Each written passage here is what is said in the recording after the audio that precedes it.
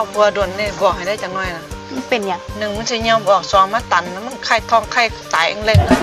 ฮะยันเหี่ยวบ่ออกเลยนะแล้วมันตันแล้วมูกไปตายไป2 คนเลยนะมึงจะไปน้ำมันบ่ไอ้ดิติแล้วมึงจะไปหามันป้าเราตายเลยติเราบ่เอาผัวติวะหรือว่าแนวใดมึงยังเอาเลยเรียกตายเลยอันนี้กับบ่รอนั่นกับบ่รอเพราะห่างพ่อหมายบ่เอาสุดท้ายมันเป็นอะไรเอาสันเหี่ยวตายบ่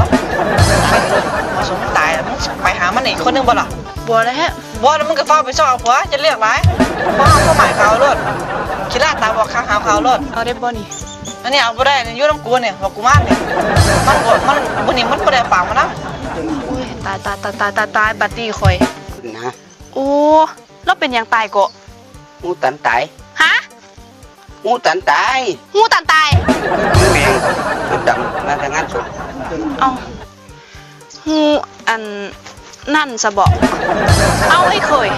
แล้วบ่ทันมีผัวติบ่แล้วเดี๋ยวจังมีจังไดเนาะผู้ใดมาเล่นก็บ่เอาบ่เว้าน้ำเขาว่าเจ้าของงามตัวสมน้ำหน้าอยู่ดอกเว้าจังนึงก็ได้ตันตาย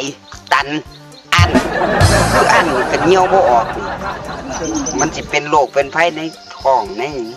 แน่นดันท้องไข่อ่องป่องย้ำปวดเหี่ยวก็ไหลออกหูพากปวดขี้ไหลออกปากปานั่นพุ่นติอันที่ล่ะคือบ่หาเอากะว่าสิหาเอาอยู่ดอกแต่ที่บ้านนี่ตายดิมันบ่มีจักคนแม่ไอ้เคยเศร้ากลัวแล้วก็แม่อยู่ดอกแต่ว่าอันข่อยกะคือจังสั่นแหละมันเหี่ยวบ่ค่อยออกแม่เคยนั่นมึงว่าตัวข่อยสิเฮ็ดจังไดล่ะบัดนี้เฮ็ดจังได๋ถ้าซั่นอ้ายก็แก้ไขให้ได้อยู่แค่สิไปลองฮู้เบิ่งซะก่อนโดนก็2 มื้อ 3 มื้อจังมาเฮ็ดอีกเทื่อนึงก็ได้ลองกับไผล่ะบัดนี้ก็ได้นี่แหละเนาะอ้ายก็เฮ็ดให้ตัวหาเว้าไปก็แล้วแต่ละว่าโอ้อย่าฟังเฝ้ามั้ยบ่ไอ้เคยข่อยแฮงย่านอยู่บัดนี้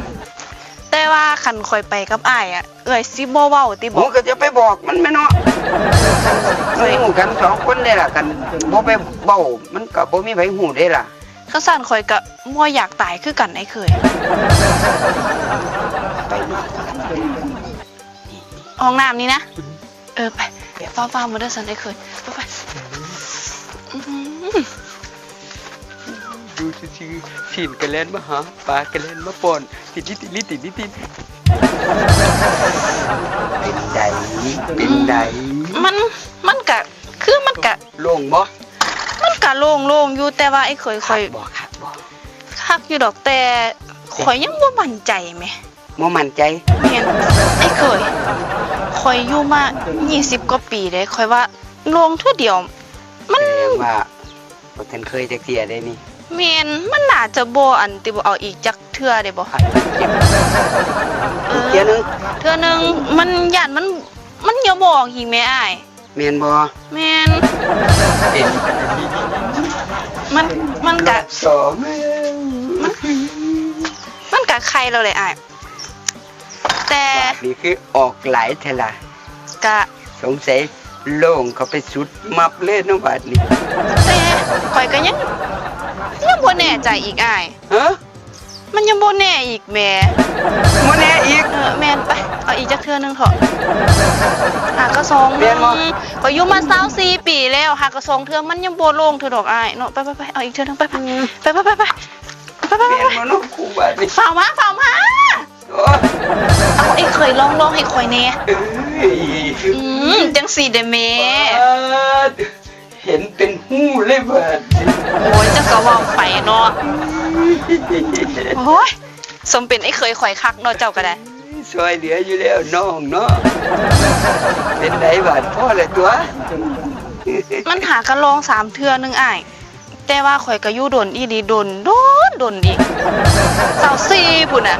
24แม่นเอาอีกอันลองอีกเทื่อ4ได้บ่เอาแต่แมงติดตันตายตัวเอากูนี่มันบ่ไหวแล้วโอ้อีกคนหน่อยกินกาเอ้ยยำ